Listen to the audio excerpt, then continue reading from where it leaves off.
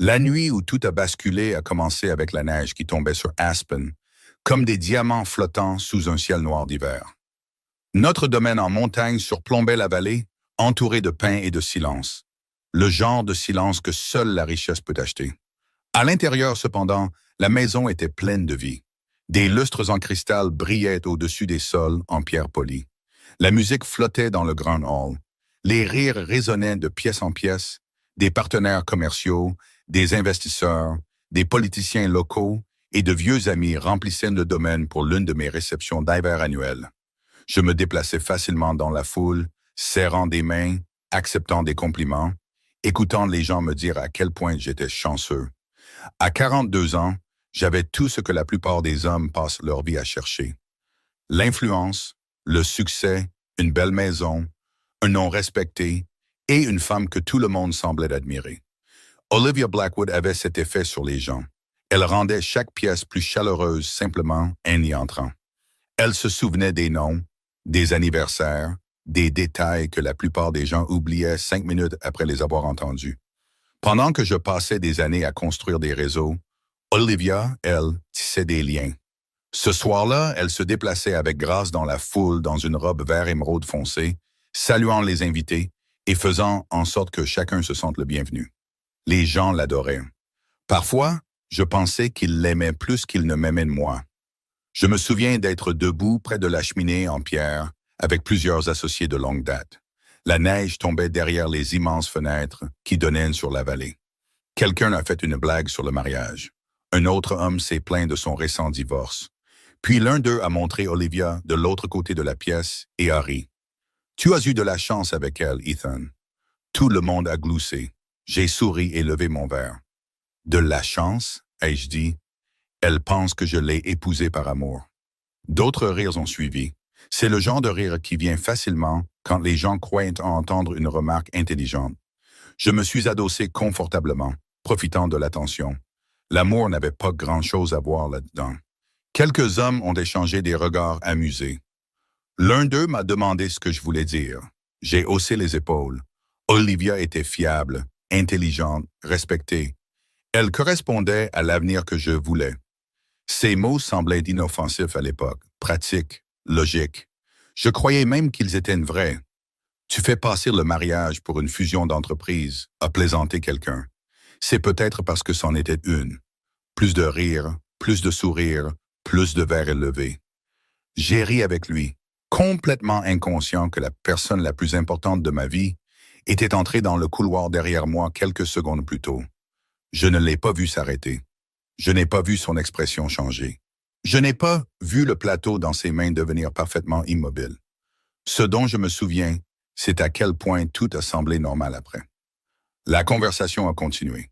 Les invités ont continué à s'amuser. La musique a continué à jouer. La neige a continué à tomber derrière les fenêtres. La nuit semblait inchangée. Des heures plus tard, après le départ des derniers invités et le retour du silence sur le domaine, j'ai trouvé Olivia seule près de la salle d'observation ouest. Des baies vitrées du sol au plafond révélaient une vue à couper le souffle sur les montagnes de Moonlip. Elle fixait l'obscurité au-delà de la vallée. « Longue nuit », ai-je dit nonchalamment. Elle s'est tournée vers moi et a souri.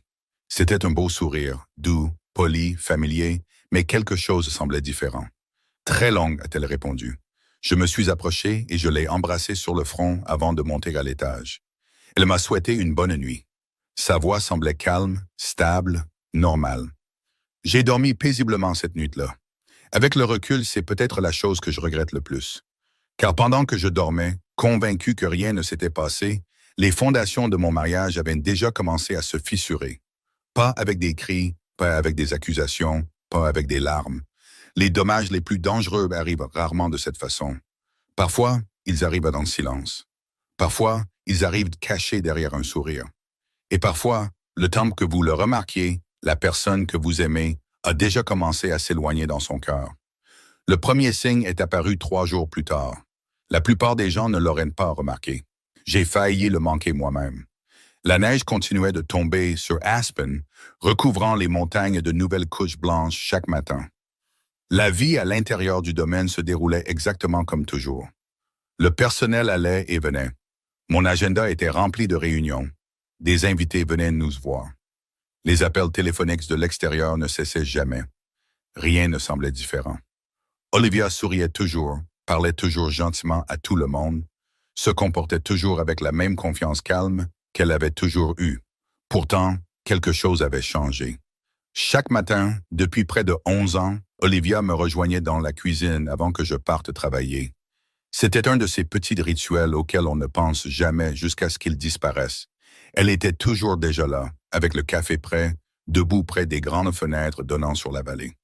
Parfois, nous parlions 5 minutes, parfois 20, parfois pas du tout.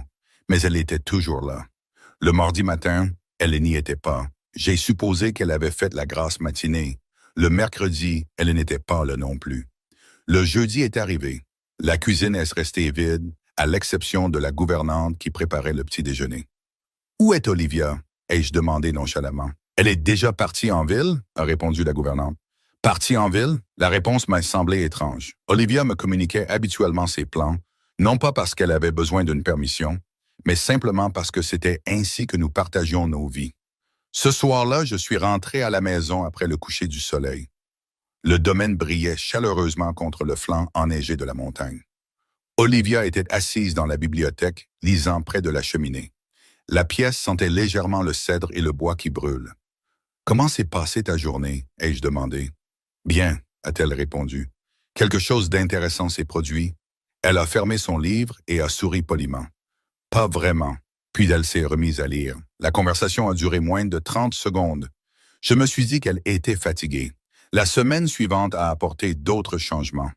Des petites, faciles à ignorer. Olivia a cessé d'attendre près de l'entrée principale quand je rentrais à la maison. Elle a cessé d'envoyer des rappels par texto avant les réunions importantes. Elle a cessé de poser des questions sur ma journée. Elle a cessé de donner son avis sur les décisions commerciales. Pendant des années, j'avais dépendu de son point de vue sans m'en rendre compte. Maintenant, le silence semblait inhabituel. Un samedi après-midi, j'ai suggéré que nous allions déjeuner à Aspen. Normalement, elle aurait accepté immédiatement. Elle adorait se promener en ville pendant les week-ends d'hiver. Au lieu de ça, elle a levé les yeux de son agenda et a souri. « J'ai déjà d'autres projets. »« Quel projet? » ai-je demandé. « Une collecte de fonds pour le centre communautaire. » Toute la journée, la majeure partie de l'après-midi. Encore une fois, la réponse n'était pas impolie, pas en colère, juste distante. C'est ce qui la rendait si difficile à comprendre. Il n'y avait pas de dispute, pas d'accusation, pas de confrontation dramatique, seulement un mur invisible qui semblait grandir un peu plus chaque jour. 2 semaines après la fête, j'ai organisé un dîner privé pour plusieurs investisseurs en visite de Denver. Olivia était présente, comme toujours. Elle a parfaitement salué chaque invité, s'est souvenue de détails sur leur famille, a fait en sorte que tout le monde se sente le bienvenu. Tout au long de la soirée, les gens ont loué sa chaleur et son intelligence. En l'observant de l'autre côté de la table, j'ai remarqué quelque chose de troublant. Elle accordait plus d'attention à chaque invité qu'à moi. Pas intentionnellement, pas cruellement, simplement naturellement. À un moment donné, j'ai fait une blague. La table a ri. Olivia a souri poliment, le même sourire qu'elle offrait à tout le monde. Pour la première fois de notre mariage, je me suis senti comme un invité assis à côté de ma propre femme. Plus tard cette nuit-là, bien après que tout le monde soit parti, je l'ai trouvée seule sur le balcon supérieur surplombant la vallée. La neige fraîche reflétait le clair de lune sur les montagnes. La vue s'étendait sur des kilomètres dans toutes les directions. « Belle nuit », ai-je dit. « Oui, c'est vrai. » Sa voix semblait calme, paisible, presque détachée. Je me suis mis à côté d'elle. « Tout va bien? » Elle a regardé vers les lumières lointaines d'Aspen en contrebas. Puis elle a souri doucement. « Tout va bien, Ethan. » La plupart des hommes auraient accepté cette réponse. Je l'ai fait aussi, du moins à ce moment-là, car je croyais encore que les problèmes s'annonçaient bruyamment. Je croyais encore que la douleur venait avec des larmes et des disputes. Ce que je ne comprenais pas, c'est que les blessures les plus profondes arrivent souvent en silence et que la distance la plus dangereuse commence quand quelqu'un cesse d'essayer d'être compris. L'absence est devenue impossible à ignorer au cours de la 3e semaine. Non pas parce qu'Olivia avait changé radicalement, mais parce qu'elle avait cessé de remplir les espaces que je n'avais jamais réalisé qu'elle occupait. Mars est arrivé avec un ciel clair sur Aspen. Les fortes tempêtes se sont enfin calmées. La lumière du soleil se reflétait sur les sommets enneigés entourant la vallée, transformant tout le paysage en argent et en or chaque matin. De l'extérieur, la vie restait parfaite. Le domaine se dressait fièrement au-dessus des montagnes. Mes affaires continuaient de prospérer. Les invitations continuaient d'arriver. Les gens continuaient de me traiter comme un homme qui avait tout. Pourtant, chaque jour, quelque chose semblait de plus en plus anormal.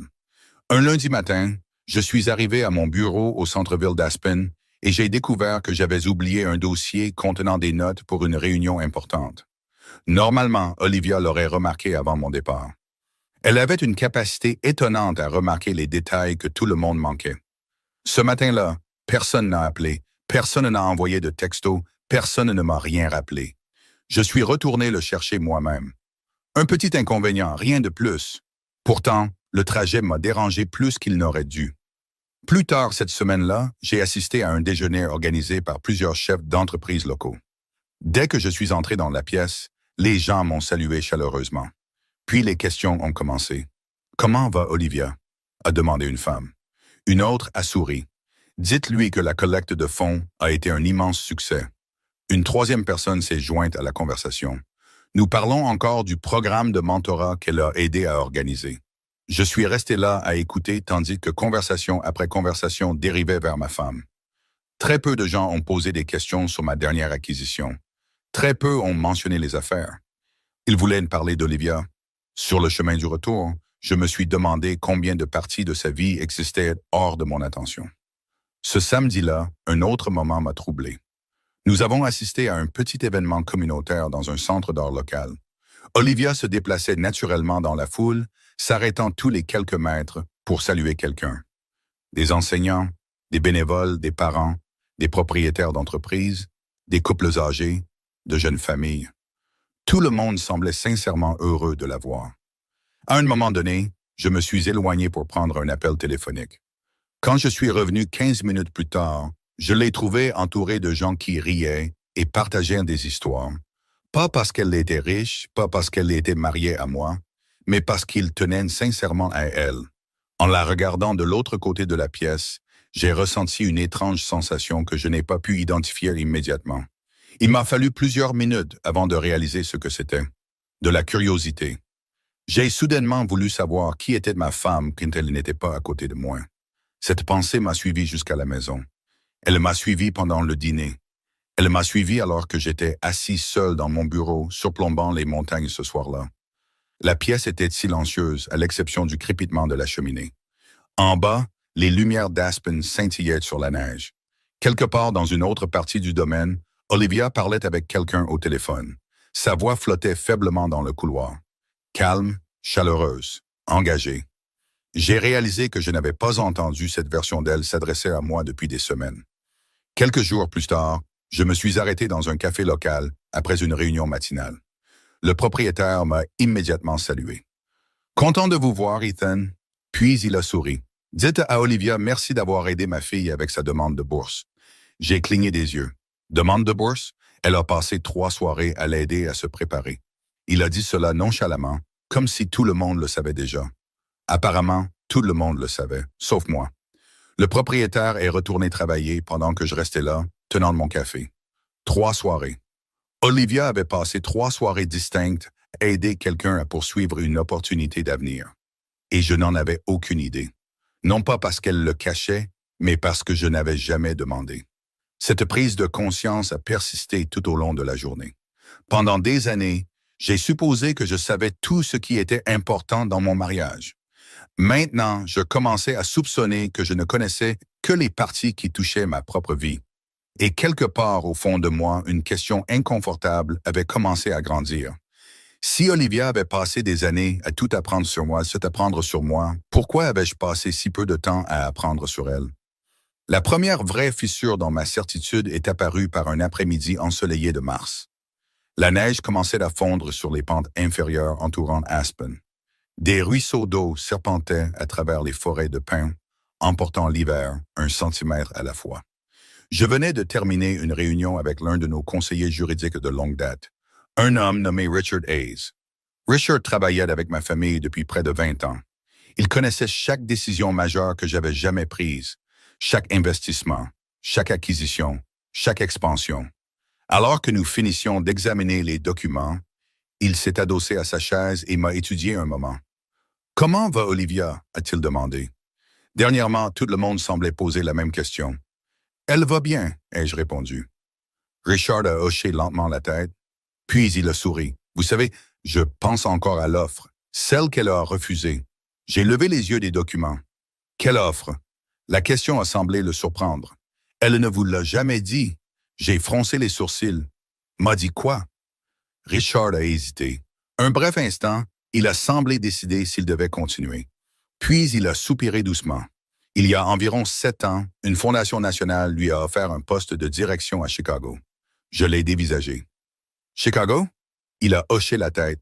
C'était une opportunité majeure, le genre que la plupart des gens passent toute leur carrière à espérer. Je n'ai rien dit. Richard a continué. Le salaire était excellent. L'influence était significative. Elle aurait supervisé des programmes éducatifs dans plusieurs États. Ma confusion s'est approfondie. Olivia n'avait jamais mentionné quoi que ce soit de semblable. Pas une seule fois. « Pourquoi a-t-elle refusé ?» ai-je demandé. Richard m'a regardé attentivement. « Parce que vous étiez en train de construire l'expansion du Colorado. » La pièce est soudainement devenue très silencieuse. Dehors, par la fenêtre du bureau, la lumière du soleil se reflétait sur les champs de neige lointains. Richard a croisé les mains. « À l'époque, votre emploi du temps était impossible. Vous voyagiez constamment. L'entreprise était sous pression. Je me souvenais bien de ces années. Des vols sans fin, des négociations sans fin, de longues nuits passées à courir après la croissance. » Richard a continué à parler. Elle leur a dit que sa place était ici. J'ai baissé les yeux sur la table de conférence. Elle n'a jamais mentionné tout ça. Je sais. Sa voix est restée calme. C'était tout Olivia. La conversation s'est terminée peu de temps après, mais l'histoire a refusé de quitter mon esprit. Pendant le trajet du retour, j'ai rejoué chaque détail. Poste de direction à Chicago, influence nationale, un avenir complètement différent.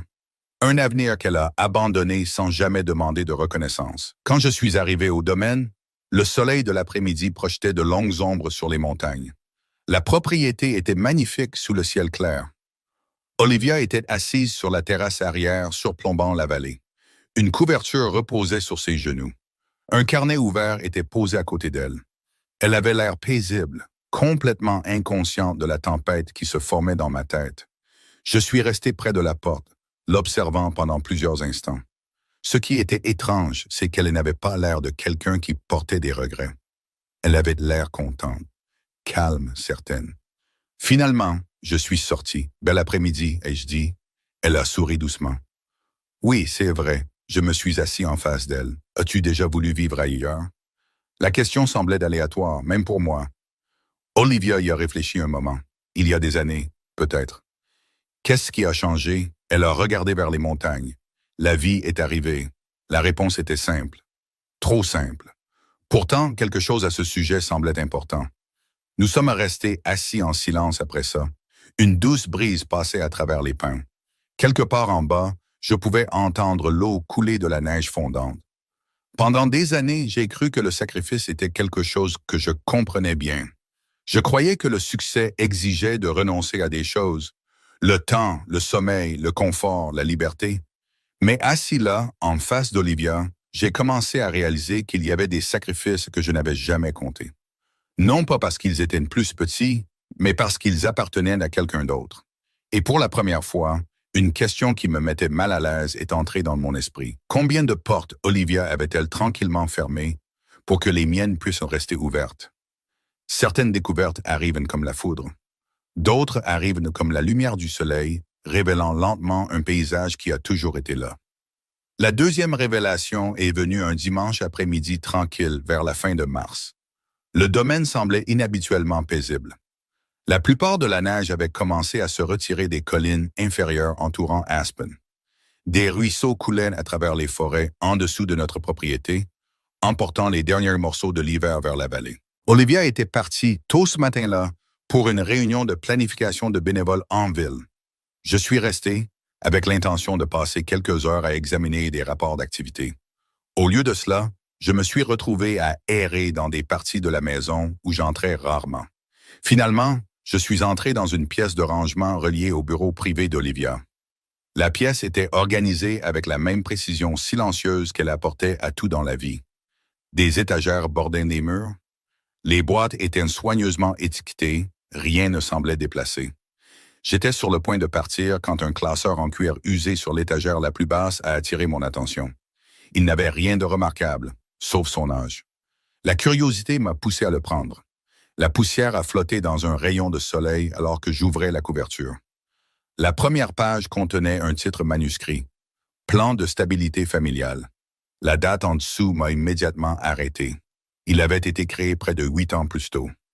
Pendant l'une des périodes les plus difficiles de ma carrière, je me suis assis et j'ai tourné la page, puis une autre, puis une autre. En quelques minutes, toute ma compréhension de ces années a commencé à changer. Le classeur contenait des plans financiers détaillés, des budgets ménagers, des projections à long terme, des stratégies d'urgence, des notes sur les dépenses, des notes sur les économies, des notes sur les risques. Chaque page reflétait d'innombrables heures de préparation. Plus je lisais, plus j'étais choqué. Olivia avait élaboré des plans de secours pour des scénarios que je me souvenais à peine d'avoir affrontés. Elle avait anticipé les problèmes de trésorerie avant qu'ils ne surviennent, identifié les domaines où les dépenses pouvaient être réduites, créé des stratégies de secours au cas où certaines affaires échoueraient. Plusieurs pages contenaient des calculs manuscrits montrant comment elle avait discrètement ajusté ses objectifs personnels pour renforcer notre situation financière. Une section m'a frappé plus durement que tout le reste. Elle listait les opportunités qu'elle avait reportées, des programmes éducatifs, des certifications professionnelles, des opportunités de voyage, des initiatives de développement de carrière. Certains duraient des mois, d'autres auraient changé la direction de tout son avenir. À côté de chacun apparaissait une explication simple. Le moment est mal choisi. La famille a besoin de stabilité. Ethan est sous pression. Les mots semblaient plus lourds que n'importe quel chiffre financier sur la page. Pendant des années, je me suis dit que j'avais porté notre famille à travers ces saisons difficiles. Je me souvenais des réunions, des négociations, du stress, des sacrifices que j'avais faits. Pourtant, assis là, entouré de l'écriture soignée d'Olivia, une autre vérité a émergé. Pendant que je menais des batailles visibles, elle protégeait tout en coulisses. Puis j'ai atteint une page qui m'a presque coupé le souffle. En haut, écrit à l'encre bleue, il y avait une phrase simple. « S'il peut se concentrer sur la construction de l'avenir, je me concentrerai sur sa protection. » J'ai fixé ces mots pendant un long moment. Dehors, par la fenêtre, la lumière du soleil se reflétait sur les montagnes. Quelque part au loin, le vent soufflait à travers les pins. La maison restait complètement silencieuse. Pourtant, dans ma tête, tout semblait bruyant. Chaque supposition que j'avais faite sur moi-même semblait soudainement incomplète. La dernière section du classeur contenait des réflexions annuelles. La plupart étaient brèves, pratiques, ciblées. Puis une entrée a attiré mon attention. Elle avait été écrite pendant l'année la plus difficile de notre mariage sur le plan financier. L'entrée se terminait par une phrase qui est restée gravée dans ma mémoire. Les familles fortes survivent parce que quelqu'un choisit de maintenir les morceaux ensemble quand personne ne le remarque. J'ai fermé lentement le classeur. Pendant plusieurs minutes, je suis resté assis là à fixer la couverture. Pas parce que je me sentais coupable. Pas encore. Le sentiment était quelque chose de plus profond, d'humiliant. La femme que je croyais avoir besoin de mon succès avait passé des années à le protéger. La femme que je supposais suivre mes plans avait discrètement élaboré les siens. Et peut-être que la réalisation la plus difficile de toutes était celle-ci. Elle n'a jamais demandé de reconnaissance. Pas une seule fois. Alors que le soleil de l'après-midi commençait à baisser sur les montagnes, j'ai remis le classeur sur son étagère, exactement là où je l'avais trouvé. Puis j'ai marché vers la fenêtre, surplombant la vallée. En dessous de moi s'étendait une vie que j'avais toujours cru avoir construite par la détermination et le sacrifice. Pourtant, à chaque nouvelle découverte, cette histoire devenait plus difficile à croire. Parce que partout où je regardais maintenant, je continuais à trouver des preuves qu'Olivia avait porté bien plus de notre avenir que je ne l'avais jamais compris. Parfois, le monde vous dit qui est quelqu'un bien avant que vous ne soyez prêt à écouter. Avril est arrivé tranquillement à Aspen. Les montagnes portaient encore des traces de neige sur leurs plus hautes crêtes, mais le printemps commençait à reconquérir la vallée. Des fleurs sauvages sont apparues le long des routes qui avaient été ensevelies pendant des mois. L'air semblait plus léger, plus chaud. Pourtant, à l'intérieur de moi, une autre saison avait commencé. Après avoir trouvé le classeur d'Olivia, j'ai commencé à remarquer des choses que j'avais négligées pendant des années. Non pas parce qu'elles étaient cachées, mais parce que je n'avais jamais pensé à regarder. Un après-midi, j'ai assisté à un déjeuner communautaire dans un centre éducatif local. Mon plan initial était simple: faire une apparition, serrer quelques mains, partir après 20 minutes. Au lieu de cela, je suis resté près de 3 heures. Au moment où je suis entré dans le bâtiment, une bénévole âgée s'est approchée de moi avec un grand sourire. « Vous êtes le mari d'Olivia », a-t-elle dit. Pas Ethan Blackwood, pas l'homme d'affaires, pas l'homme dont le nom apparaissait sur les bâtiments et les dons. Le mari d'Olivia. Avant que je puisse répondre, un autre bénévole s'est joint à la conversation, puis un autre. Chaque personne avait une histoire. L'un a parlé d'un programme d'alphabétisation qu'Olivia avait aidé à lancer des années plus tôt. Un autre a décrit comment elle avait personnellement mis en relation des familles en difficulté avec des ressources pendant les moments difficiles. Un enseignant à la retraite m'a dit qu'Olivia avait passé des mois à aider à organiser des bourses pour des étudiants qui autrement n'auraient pas pu aller à l'université. J'ai écouté en silence. Les histoires continuaient d'affluer. Ce qui m'a le plus surpris, ce n'était pas le nombre de personnes qu'elle avait aidées.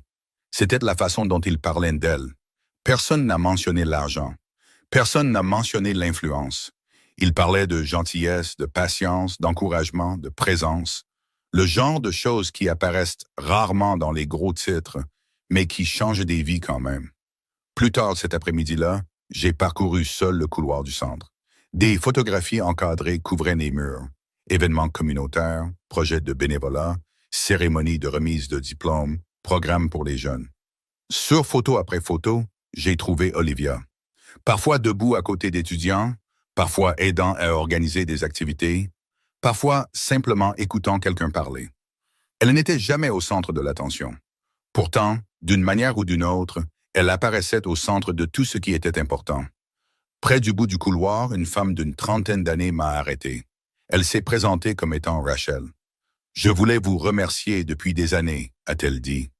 J'ai souri poliment, supposant qu'elle parlait d'une contribution commerciale. Au lieu de cela, elle a secoué la tête. « Pas vous, Olivia », j'ai senti ma poitrine se serrer légèrement. Rachel a expliqué que 10 ans plus tôt, elle avait failli abandonner ses études à cause de la pression financière. Olivia l'avait rencontrée lors d'un atelier communautaire. Au cours des mois suivants, elle l'a aidé à demander des aides, à préparer des entretiens et à retrouver sa confiance. « Elle a changé ma vie », a dit simplement Rachel. Il n'y avait aucune exagération dans sa voix. Aucune mise en scène, juste de la gratitude. Sur le chemin du retour, je n'arrêtais pas de penser à ces mots. Elle a changé ma vie. Combien de personnes portaient des histoires similaires? Combien de vies avaient été discrètement touchées pendant que je me concentrais sur les contrats, les réunions et les plans d'expansion? Ce soir-là, je suis arrivé au domaine juste avant le coucher du soleil. Les montagnes brillaient d'une lueur orangée sous la lumière déclinante.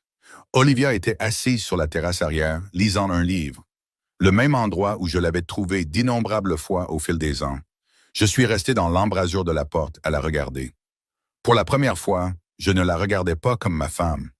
Je la regardais comme une personne complète, quelqu'un avec un impact bien au-delà de notre mariage, quelqu'un dont l'histoire existait indépendamment de la mienne. Elle a levé les yeux et m'a remarqué. « Tu es rentré tôt », a-t-elle dit. « Oui. » Son sourire est apparu brièvement avant qu'elle ne retourne à son livre. Des mois plus tôt, j'aurais peut-être accepté ce moment et je serais parti. Au lieu de cela, je suis resté là, regardant la lumière du soir danser sur la vallée en contrebas, car une vérité difficile devenait impossible à ignorer. Plus j'en apprenais sur Olivia, moins je comprenais comment j'avais pu passer 11 ans à côté de quelqu'un d'extraordinaire sans jamais vraiment la voir. La vérité est arrivée un jeudi soir ordinaire, pas lors d'une confrontation dramatique, pas par une accusation, pas par une dispute. Elle est arrivée comme la plupart des vérités qui changent d'une vie, en silence. Avril touchait à sa fin. Le printemps s'était pleinement installé à Aspen. La neige ne restait que sur les plus hauts sommets, tandis que le vert revenait dans la vallée en contrebas. Cet après-midi-là, je suis rentré à la maison plus tôt que prévu après l'annulation d'une réunion. Le domaine semblait inhabituellement paisible. La lumière du soleil se déversait par les fenêtres ouest, projetant de longs motifs dorés sur les sols en pierre.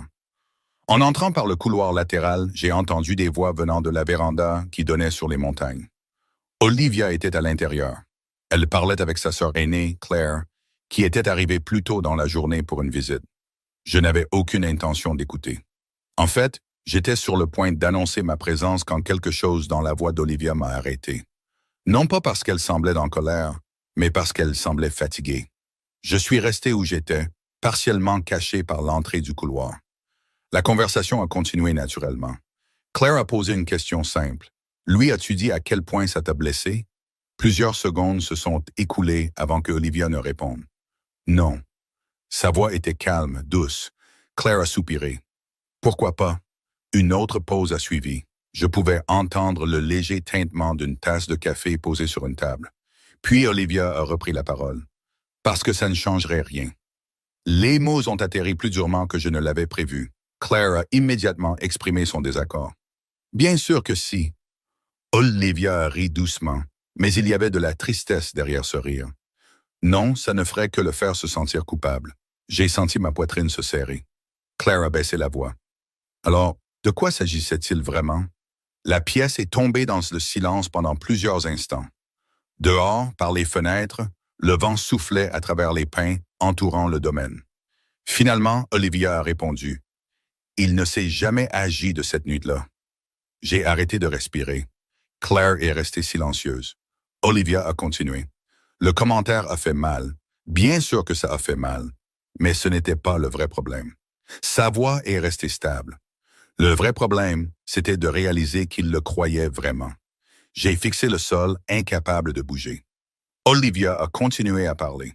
Pendant des années, j'ai pensé que nous construisions une vie ensemble. Puis je l'ai entendu décrire notre mariage comme une décision pratique. Une autre pause. Et soudain, j'ai commencé à me demander s'il m'avait jamais vraiment vu. Les mots ont frappé avec une précision brutale. Non pas parce qu'elle a élevé la voix, car elle ne l'a pas fait. Il n'y avait ni colère, ni amertume, seulement de l'honnêteté. Claire a parlé avec précaution. « L'aimes-tu encore? » La réponse est venue immédiatement. « Oui. » J'ai fermé les yeux. C'est ce qui rend la chose si douloureuse. Claire a pris sa main. Je pouvais entendre le mouvement. Olivia a continué doucement. Les gens supposent que l'amour disparaît après une déception. Parfois, ce n'est pas le cas. Parfois, il reste. Sa voix s'est légèrement brisée avant de se reprendre. Parfois, on aime encore quelqu'un tout en réalisant qu'il ne comprend pas notre valeur. J'ai senti quelque chose s'effondrer en moi. Pas la fierté, pas l'ego, quelque chose de plus profond. Claire a posé la question que j'avais peur d'entendre. « Que veux-tu maintenant? » Olivia a regardé par la fenêtre pendant plusieurs secondes avant de répondre. Quand elle a finalement parlé, sa voix était à peine plus qu'un murmure. Je voulais juste savoir que je comptais au-delà de ce que je pouvais faire pour lui. Des larmes ont rempli mes yeux avant même que je ne m'en rende compte. Olivia a continué. Je n'ai jamais eu besoin d'éloges. Je n'ai jamais eu besoin de reconnaissance. Je voulais juste me sentir vu. La pièce est redevenue silencieuse, assez longtemps pour que chaque mot s'installe. Assez longtemps pour que je comprenne enfin ce que toutes les découvertes du mois passé avaient essayé de m'apprendre. Les bourses, les sacrifices, les opportunités qu'elle a abandonnées, les vies qu'elle a changées. Rien de tout cela n'avait d'importance parce qu'elle voulait du crédit. Ça avait de l'importance parce que j'avais passé des années à bénéficier d'une femme que je n'avais pas réussi à apprécier vraiment. Discrètement, j'ai reculé et j'ai quitté le couloir avant que l'une ou l'autre ne me remarque. Dehors, le soleil commençait à se coucher derrière les montagnes. Une lumière dorée s'étendait sur la vallée en contrebas. Pour la première fois de ma vie, je ne pouvais pas me cacher derrière le succès. Je ne pouvais pas me cacher derrière les intentions. Je ne pouvais pas me cacher derrière les excuses, car j'avais enfin compris les dommages que j'avais causés. Pas avec cruauté, pas avec négligence, mais avec quelque chose de bien plus courant et peut-être plus dangereux. J'avais cessé de voir la personne qui se tenait d'à côté de moi. Comprendre quelqu'un n'est pas la même chose que d'obtenir son pardon. J'ai appris cette leçon pendant la première semaine de mai. Les montagnes entourant Aspen étaient enfin redevenues vertes. L'hiver était devenu un souvenir qui ne subsistait que sur les plus hauts sommets. La vallée en dessous de notre domaine semblait vivante de mouvements et de couleurs. Pourtant, malgré tout ce que j'avais découvert, malgré tout ce que je comprenais maintenant, la distance entre Olivia et moi persistait. Elle était toujours gentille, toujours gracieuse, toujours généreuse, mais il y avait une prudence en elle maintenant, une protection silencieuse autour de son cœur qui n'existait pas auparavant. Et pour la première fois de ma vie, j'ai compris que réparer un problème et guérir une blessure n'étaient pas la même chose. Un après-midi, j'ai reçu une invitation à prendre la parole au gala annuel de l'Impact communautaire d'Aspen. Normalement, j'aurais accepté sans trop réfléchir. L'événement rassemblait des leaders locaux, des éducateurs, des chefs d'entreprise et des organisations à but non lucratif pour célébrer les réalisations de la communauté. Les années précédentes, je le traitais comme une autre apparition sur un calendrier chargé. Cette année, c'était différent. En examinant les documents de l'événement, un détail a attiré mon attention. Plusieurs programmes honorés avaient des liens directs avec Olivia. Des initiatives de bourses d'études, des projets de mentorat, des programmes de soutien familial, des efforts de sensibilisation éducative. Ces empreintes étaient partout. Cette prise de conscience m'a accompagné pendant des jours. Au moment où le gala est arrivé, je savais exactement ce que je devais faire. La soirée était magnifique. Des centaines d'invités remplissaient la salle de bal d'un lodge de montagne historique surplombant Aspen. Des lumières chaudes brillaient sur des poutres en bois. De grandes fenêtres encadraient le coucher de soleil au-delà de la vallée. Olivia était assise à côté de moi pendant le dîner, élégante, posée, silencieuse. Plusieurs fois, je me suis surpris à la regarder, non pas parce que je cherchais des réponses, mais parce que je voyais enfin la personne qui avait été là depuis le début. Plus tard dans la soirée, mon nom a été annoncé. Des applaudissements ont rempli la salle alors que je me dirigeais vers la scène. D'habitude, parler en public m'était facile, cette nuit-là. Depuis là, c'était différent. Debout sous les lumières, j'ai regardé l'audience. Des leaders communautaires, des bénévoles, des familles, des étudiants, des enseignants, et près du devant, Olivia. Pendant plusieurs secondes, je suis resté là, simplement. Puis j'ai parlé. La plupart des gens croient que le succès appartient à la personne qui est sous les projecteurs. La salle est devenue silencieuse. Pendant de nombreuses années, je l'ai cru aussi. J'ai fait une pause. Je pensais que la réussite était quelque chose que l'on construisait par la détermination, la discipline et le travail acharné. Chaque mot semblait plus lourd que le précédent. Ce que je ne comprenais pas, c'est que certaines des personnes les plus importantes de nos vies construisent à nos côtés sans demander de reconnaissance. J'ai vu Olivia lever les yeux vers la scène. La salle de bal est restée complètement silencieuse. Au cours des derniers mois, j'ai appris quelque chose d'humiliant.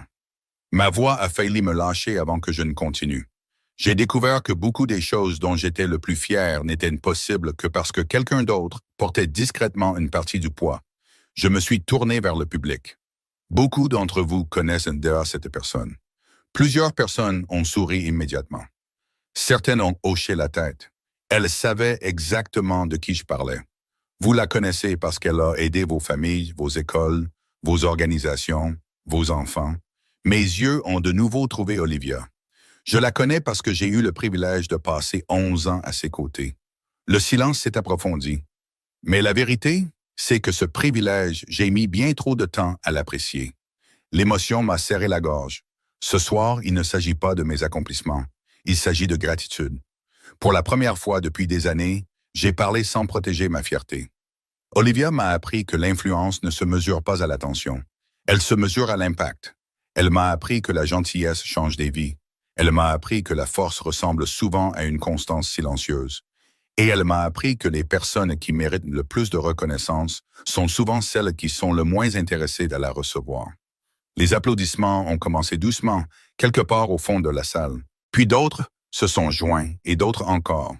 Bientôt, toute la salle de bal était debout. J'ai regardé vers Olivia. Ses yeux brillaient sous les lumières chaudes. Elle ne souriait pas largement.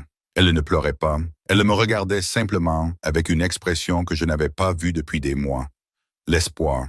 Pour la première fois depuis cette nuit d'hiver, l'espoir était revenu. Et debout là, sous les lumières, entouré de centaines de personnes, j'ai enfin compris quelque chose de simple. L'amour n'est pas prouvé par les mots que nous disons quand la vie est facile. Il est prouvé par notre volonté de dire la vérité quand notre fierté préférerait rester silencieuse. Le matin qui a tout changé n'est pas arrivé avec des feux d'artifice ou des déclarations spectaculaires. Il est arrivé avec la lumière du soleil. La fin du mois de mai s'est installée doucement sur Aspen. Les montagnes se dressaient sous un ciel bleu clair. Des fleurs sauvages couvraient les pentes inférieures. Le long hiver était enfin parti. Une semaine s'était écoulée depuis le gala. Une semaine depuis que je m'étais tenu devant des centaines de personnes pour dire la vérité que j'aurais dû dire des années plus tôt. Pendant cette semaine, quelque chose de subtil a commencé à changer entre Olivia et moi. Pas instantanément, pas magiquement. La confiance ne revient pas de cette façon. Mais petit à petit, la distance a commencé à se réduire. Un matin, je suis entré dans la cuisine et je l'ai trouvée debout près de la fenêtre avec une tasse de café. Pendant un instant, aucun de nous n'a parlé. Cette vision m'a arrêté car elle me semblait familière. Elle me rappelait les matins que nous partagions avant que le silence ne s'installe entre nous. Olivia a levé les yeux et a souri. Un vrai sourire. Pas poli, pas prudent. Vrai. Bonjour, a-t-elle dit. Bonjour. Je me suis versé un café et je me suis tenu à côté d'elle. Ensemble, nous avons regardé la lumière du soleil se répandre sur la vallée en contrebas. C'était un petit moment, mais il semblait plus grand que n'importe quel discours que j'avais jamais donné. Au cours des semaines suivantes, nous sommes lentement revenus l'un vers l'autre. Nous faisions des promenades le soir à travers la propriété. Nous passions de plus longues heures à parler sans distraction. Nous écoutions plus attentivement. Du moins, c'est ce que je faisais. Pour la première fois depuis des années, j'ai cessé de supposer que je savais déjà tout ce qui était important. Un samedi après-midi, nous sommes allés à Aspen ensemble. Pas de réunion, pas d'événement, pas d'obligation, juste nous deux. Nous avons flâné dans les boutiques locales et déjeuné dans un petit café avec vue sur les montagnes. À un moment donné, Olivia a ri de quelque chose que j'ai dit. Le son m'a pris par surprise. J'ai réalisé à quel point il m'avait manqué. Plus tard dans la journée, nous nous sommes assis sur un banc près d'un ruisseau descendant des montagnes. Des familles se promenaient à proximité. Des enfants jouaient le long du chemin. Le printemps remplissait la vallée de vie. Puis-je te demander quelque chose, ai-je dit. Olivia a hoché la tête. Bien sûr. J'ai baissé les yeux sur mes mains avant de parler. Pourquoi es-tu resté? La question est restée en suspens entre nous. Elle a immédiatement compris ce que je voulais dire. Après tout, après la blessure, après la déception, pourquoi rester? Olivia a regardé l'eau couler sur les pierres lisses pendant plusieurs secondes. Puis elle a souri doucement. Parce que je n'ai jamais cessé de croire qu'il y avait un homme bon sous toute cette fierté. J'ai ri doucement. Ça semble généreux. Peut-être, elle m'a regardé, mais c'était vrai. L'émotion m'a serré la gorge, non pas parce que sa réponse me faisait me sentir mieux, mais parce que je savais à quel point j'avais failli perdre cette fois pour toujours. Les mois d'été sont arrivés peu après. La vie a continué, les affaires ont continué, les projets communautaires ont continué. Pourtant, quelque chose de fondamental avait changé. Je ne mesurais plus le succès de la même manière. Pendant des années, j'ai cru que la réussite signifiait être au sommet. Maintenant, je comprenais que cela signifiait reconnaître qui vous avait aidé à y grimper. Un soir de début juin, Olivia et moi nous tenions scène ensemble sur le belvédère ouest de notre domaine. Le soleil se couchait derrière les montagnes. Une lumière dorée s'étendait sur la vallée.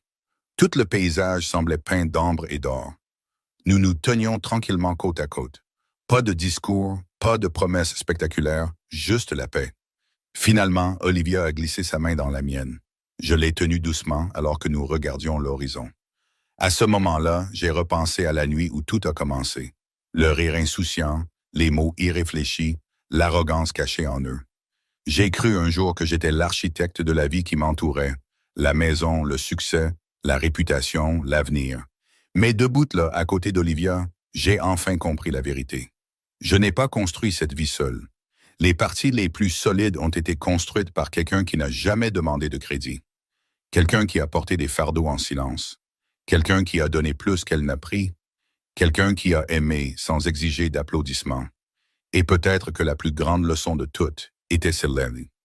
L'amour ne survit pas parce que deux personnes évitent les erreurs. L'amour survit quand quelqu'un est assez courageux pour voir la vérité et assez humble pour changer. Alors que la dernière lueur du soleil disparaissait derrière les montagnes, j'ai réalisé que la chose la plus précieuse que j'ai jamais construite n'était pas une entreprise. C'était la chance de me tenir aux côtés de la femme que j'avais enfin appris à voir.